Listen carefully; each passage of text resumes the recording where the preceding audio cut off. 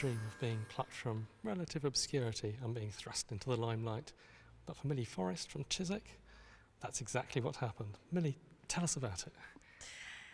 So I had a phone call from the director of the Wigmore Hall about 4 or 5 days before the final song recital of the year, and he mentioned that someone had tonsillitis, and so I got the call on the Wednesday evening for the Saturday evening concert, and they said they needed someone to step in, and was I available? So I got cracking straight away on learning the music.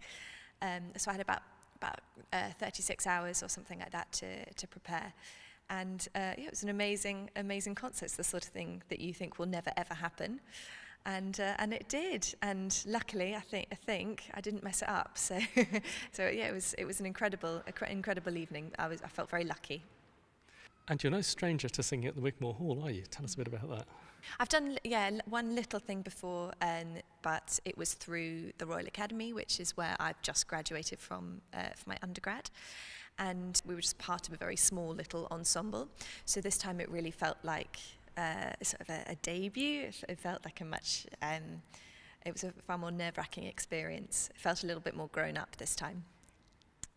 And how did you prepare for it then? So I had through all of the songs that we were going to be doing, and I was one of 17 singers that night.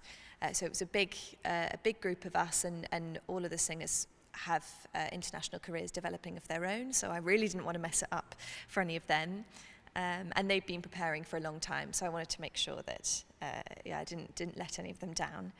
And so I just sat down at my piano, immediately sort of note bashed through the music, and then we had rehearsals the next day. So I had just one evening to sort of make sure the notes were learnt.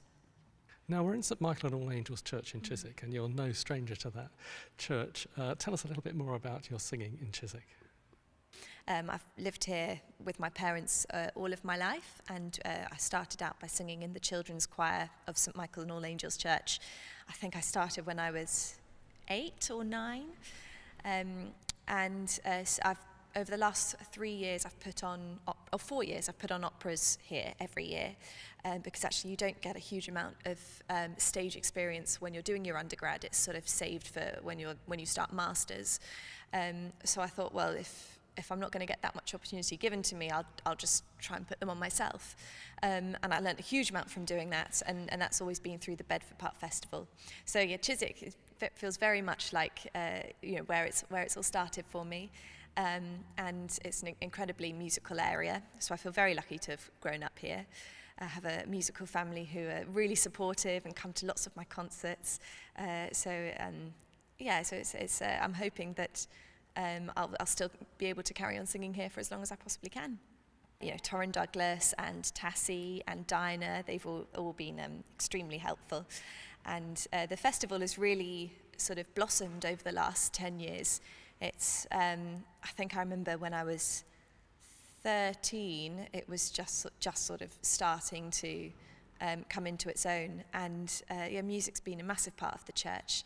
Ever since I've been around, it's been a wonderful community for me to sort of learn from, and there are lots of people who love music who live in Chiswick, so it's been a place full of opportunity, and I'm hoping that I'll still be able to sing in the Bedford Park Festival next year.